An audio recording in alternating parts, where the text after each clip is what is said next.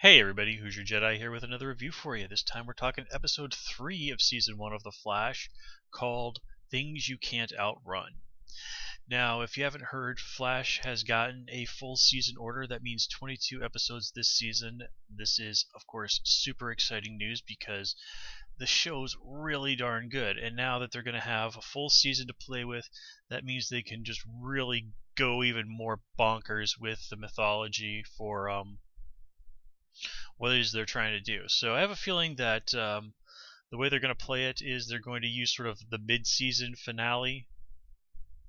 Is probably was going to be treated like kind of a mini end of season 1. And I avoid spoilers, but some things have kind of been hinted at that are going to be happening in that direction.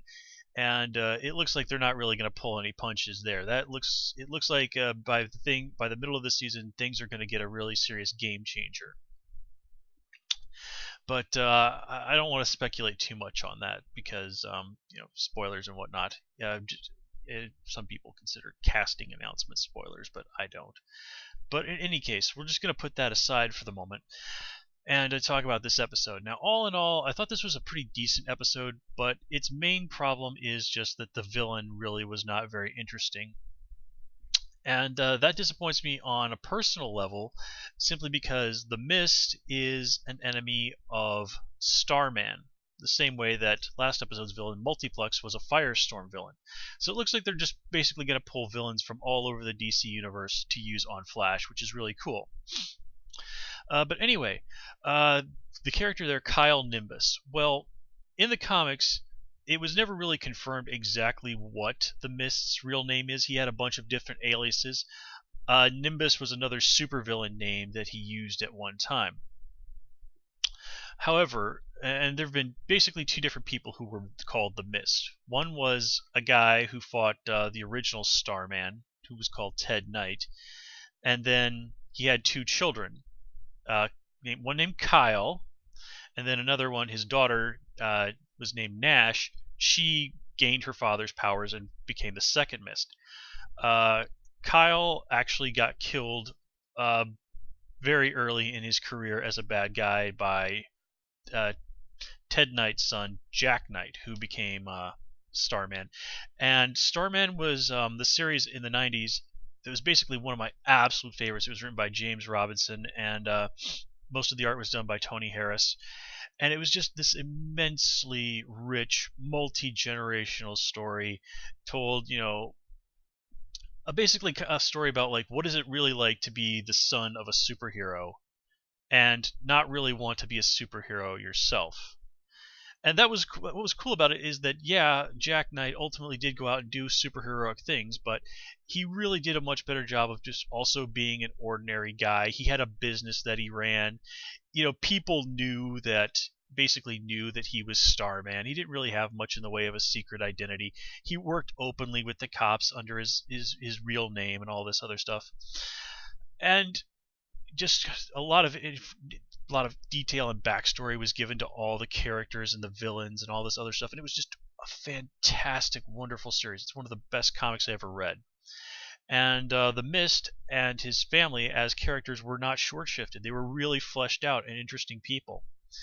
And here, Kyle Nimbus is kind of a composite of the original Mist and his son, and he's not terribly interesting. I mean, the actor certainly does do a good job of making him come across as creepy, but that's really about all he has going for him. Well, that and the visual effects were really quite nice. But yeah, ultimately the Mist is really kind of dead weight for the most part, which certainly is a shame, but not everything's perfect. And again, this is just one of those episodes where they're sort of making sure we understand the situation, the quote-unquote formula. And then next episode is where we're introduced to Captain Cold, and the formation of the Rogues Gallery really begins. And that's where I think that they're going to start really breaking away from things and really throwing some crazy stuff at us. But that's really my main criticism of the episode. So before we go on, first of all, let's talk about some of the nods to the comics and whatnot.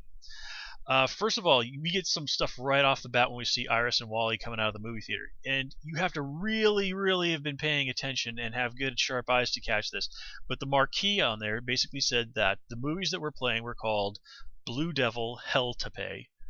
Now we've seen Blue Devil as a movie referenced on a sign on on a bus over in Arrow, and of course Blue Devil is, long story short, a supernatural character who has been a member of the Justice League.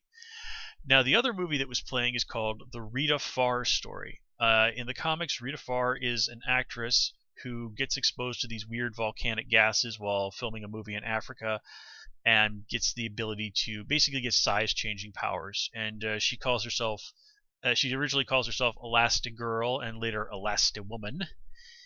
Yeah. And was a core member of the Doom Patrol, who were basically people who felt that, yeah, I got superpowers, but it's more like I've been turned into a freak and I kind of hate this. So sort of like DC's version of the X-Men would be a pretty accurate description. So, and I have to say, I think I have not seen anybody else online sort of mentioning that. Now, granted, it went by really quick. But, given all the comic book nerds that watch this show, I'm a little disappointed that more people did not spot this. Also, of course, they very quickly also mentioned that a street in the town is called where something as bad is happening is called Wade Avenue or something like that. Now, this is a nod to Mark Waid, who is a longtime writer for DC Comics. He's basically considered like the greatest expert on the DC universe in the entire comic book industry. I mean, what this guy does not know about the history and characters of DC is not worth knowing. And to give you kind of an hint, when he appears at conventions, they often have an event called Stump Mark Waid, where the whole thing is go in there and try and stump this guy on DC trivia. And very few people walk away from that victorious. He's that good. He's also one of the guys who spent years and years writing the Flash comics. And while lots of people over the years worked with the character, basically, if you look at Wally West as a character, most of what makes him a character was written by Mark Waid. Wally West was basically his baby. I mean, the character had been around for a long time, but Mark Waid really took Wally when he was the Flash and wrote the title for years and years, added an enormous amount of stuff to the Flash mythology, like the Speed Force. So basically, the guy's one of the greatest Flash writers of all time.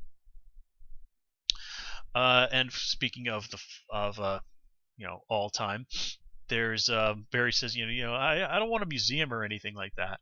And of course, if you know in the comics, the people of Central City and Keystone City kind of teamed up together to build an actual museum dedicated to the Flash to thank him for all the times he'd saved the city and just for generally being an all-around pretty cool and nice guy. There's even an episode of Justice League Unlimited that was all about the Flash going to the opening of the museum dedicated to him. I mean, you really got to sort of see him just going around like he knows everybody's name, and he's always dropping by to help people out, like help old ladies weed their garden and stuff like that. And there's this absolutely hilarious scene where Flash goes into the villain bar along with Batman and Orion to try and get some information about what's going on, and Batman's ready to break out his scary tactics and stuff. And then Flash just goes over there and starts talking to the trickster and eventually convinces him to just tell him what he wants to know. And then as they're getting ready to leave, Batman points to Trickster and goes, "Hey, what are you going to do about that guy? He's a wanted criminal." And it turns out Trickster is once again off his meds, so Flash just turns around to him and goes, "James, when you finish your drink, go down to the police station and turn yourself in, okay?" And Trickster's like, "Yeah, okay." I mean, it's hilarious. And of course, the Trickster there was voiced by Mark Hamill, who was the live-action Trickster on John Wesley Shipp's version of the Flash. Again, awesome.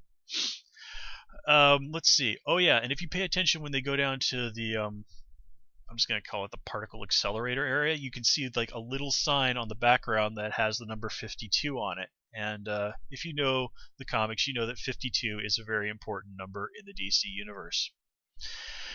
But anyway, let's kind of just get into what's going on with our characters some more. Again, this is more fleshing out for Barry of of his feelings towards his dad, and his relationship with his mom, and why. And basically, we really do see that there is an enormously strong bond between Barry and his parents. And he talks about how, if I wanted to, I could get my dad out of Iron Heights like that. But I love how Joe basically raises the point, well, yeah, you could do that, but do you really think your dad wants to spend the rest of his life as a fugitive? And I really like how Barry realizes that, yeah, he's being a little ridiculous there. He wasn't really seriously considering doing it. It's just him really expressing his frustration. And he's basically like, I have all this power and I can't do the one thing in the world that I want most. Well, I could, but it would still basically be a disaster. And Joe even kind of points out, it's not really about what you can do, it's about accepting what you can't do. Whether or not that's just whamming his father out of prison, or realizing that he can't save everyone. And we also get to see a little bit more of just Barry and Iris hanging out, being pals. And I'm glad that this was basically when they went easy on twisting the knife here in regards to Barry's feelings for Iris. But we also did get to see him spending some time with Caitlin, and this is, I think, now that they're sort of people understand how the show works, and this is what I mean by the formula. This is where they can sort of start really kind of getting into things a little bit more. Like over at Star Labs, Caitlin is the one that they're most fleshing out right now. But we also do get a nice little moment where we see that Cisco was the guy who basically had to lock Ronnie into the accelerator chamber, thus dooming him, and that Cisco's carrying around some pretty serious guilt about that. And apparently Caitlin doesn't realize that it was him that locked the door. And Cisco does want to share that with her, but we kind of get that really nice scene at the end where Caitlin's just like kind of makes it clear that she's getting there to move on, and she and Cisco just kind of go and head off to hang out together, which was really nice. So they're all, like I said, they're starting to flesh out the Star Labs people a little bit more. So Cisco gets a little drop this episode, and but for the most part, it's mostly about Caitlin kind of opening up to Wally about her dead fiance, and Wally just kind of being a bud.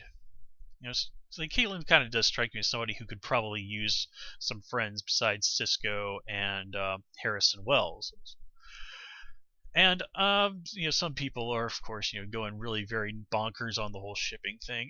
I kind of get the feeling that that's not where they're going to go. But I can't completely discount that because, the idea of Wally likes Iris, but Iris likes Eddie, and possibly Caitlin also likes Barry, and Felicity likes Barry. Oh man, the soap opera of it all. But I did think that having a picture of Caitlin having a picture of her and Barry in her apartment at the end, I thought that was laying it on a little thick.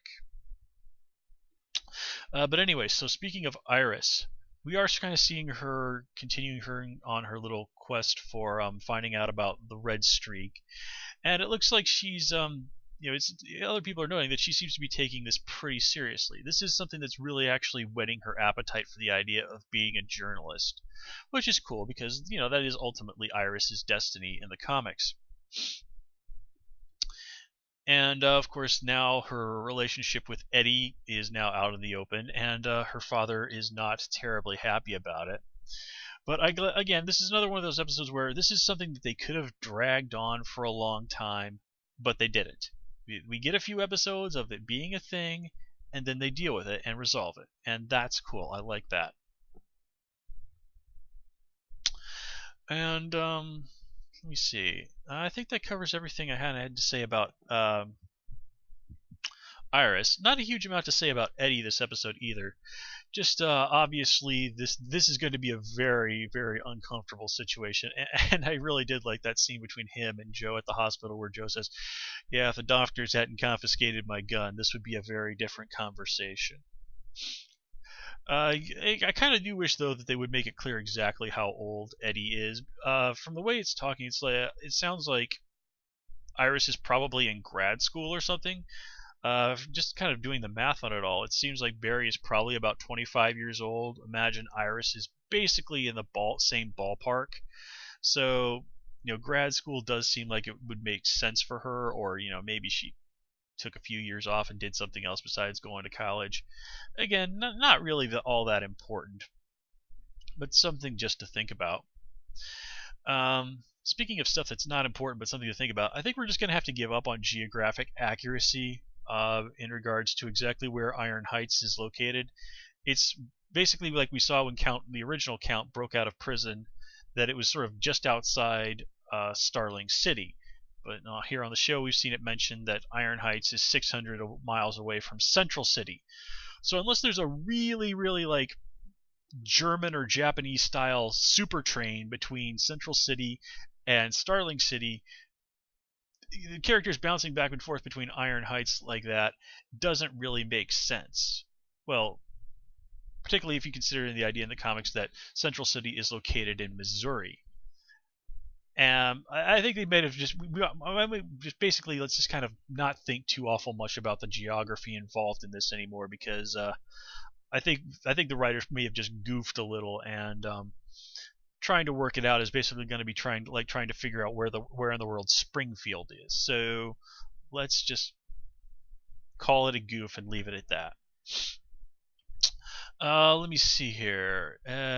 Oh yeah, we're also introduced, of course, to Ronnie Raymond via flashback this episode. Of course, in the comics, as we mentioned, Ronnie Raymond is Firestorm, and he's played here by Robbie Amell, late of the Tomorrow People, and cousin of Stephen Amell from Arrow. I thought Tomorrow People was an okay show, but I kind of lost interest in it after about 3 episodes. But it wasn't really anything to do with the actors on it. It just didn't really grab my attention. So I think Robbie Amell's a nice addition to the cast. We don't really get to see Ronnie fleshed out that much, but he is presented as he's a good guy. He's got a sense of humor, and he, without hesitation, does the noble thing and sacrifices himself to save the lives of other people. And this is one that's been pointed out by quite a few people, but I guess I must have missed it or something. Apparently, I remember him talking about going on the honeymoon with Caitlin to Tahiti, but I think I must have missed it when he referred to it as a magical place. And this is, of course, a nice shout out to Agents of S.H.I.E.L.D., which immediately follows The Flash over on ABC. Tuesdays are kind of a tough day for me to review, simply because a lot of stuff comes out, and my Tuesday night generally consists of Flash, Agents of S.H.I.E.L.D., and Forever. So yeah, so nice little thing there. And of course, there's a long history of DC and Marvel kind of giving little friendly nods to each other and poking fun at each other, so that's cool. Now, the idea of the supervillains being locked up in Star Labs. Again, this is something they've done many times in the comics, simply because the local metahuman prison might have been damaged by the latest supervillain mega escape, which seems to happen about every 6 months in the comics or something like that. Or basically something's wrong and they don't really. Basically, a prison isn't the appropriate place for somebody with superpowers who needs to kind of either receive medical treatment or just can't be allowed to roam around in society. So basically, locking bad guys up in Star Labs has a long history in the comics. Now, what's really interesting this episode is also we get to see the relationship between Henry and Joe fleshed out. And man, give John Wesley Shipp a lot of credit for, just the look he gives Joe when Joe shows up to talk to him. He is obviously carrying around a lot of resentment towards Joe because, as it said, Joe was a friend of his before his wife died, and basically thought that Henry really did kill her. So Henry's got plenty of good reasons to be pissed at Joe. On the other hand, Joe's the guy that took Barry in, raised him, loved him, and really was his second father. So Henry is simultaneously very grateful to Joe and very resentful of Joe. And he and Jesse L. Martin just do an absolutely phenomenal job with that scene. And I like how, yeah, there's some initial tension there, but it really gets through it to Henry when Joe says to him, like, look, Henry, I was wrong about you before and I'm sorry, but now I know the truth and I'm not going to rest until you're free. And man, I so want some scenes between these guys later on with Henry and Joe free. I mean Henry and Joe after Henry is free. But since that's what I want because it would be cool and happy, totally expect the show to somehow find a way to just jab a knife in my heart in regards to that. And this episode, we also get to see Wally appear in front of Henry as the Flash, and I love how they briefly look at each other, and then Barry immediately starts vibrating his face, so that Henry can't get too good a look at him. Now in the comics, this is it's basically stated that the Flash is doing this a lot of the time when he's interacting with people who aren't like fellow superheroes, simply so that nobody can get too clear an idea of what he looks like. It's just he's drawn looking normal in the comics, so that the art is clear. So again, it's a nice little nod to the comics, and I think it's just kind of meant to be the idea is like, oh, Barry knows to do this when he's around people who might potentially realize who he is. Again, it's sort of a little bit of continuity maintenance or logic maintenance is kind of how I like to think of these sort of things. Again, it's just sort of like, look, we've put this idea out there. We're not going to constantly reference it again and again and again. You get the idea. And let me see here. Anything else to talk about? Oh yeah, Harrison Wells. Some people have already complaining about this, but I gotta say, the Harrison Wells is evil moments that they have at the end of all these episodes. I think I look forward to these more than just about any other part of the show, simply because it's really interesting. Now this time around, we get Harrison Wells more or less kind of engineered the accident. Just something we've probably suspected, but the idea that he actually had a camera hidden in Barry's lab, that's pretty creepy. And then I love how he says, I feel like I've waited for centuries for this. Well, this is I think that's probably their biggest clue yet, that Harrison Wells is in fact not just from 10 years in the future where it looks like Crisis on Infinite Earths is happening, but he's actually probably from the 31st century, which is where Reverse Flash hails from. So, again, more evidence in the pile that Harrison Wells is in fact Eobard Thawne. Now, I guess you could also sort of make the possibility that he could be a character called Cobalt Blue, who also has some very serious ties to Barry Allen, but my memory of the details on that character are a little rusty, so we'll save that for later. And frankly, him being Reverse Flash just makes a lot more sense. Let's see. Anything else? No, I think that covers everything for this episode, guys. So, as always, please comment, rate, and subscribe. And of course, you can follow me on Twitter at Hoosier Jedi. Till next time, take care and have a good one.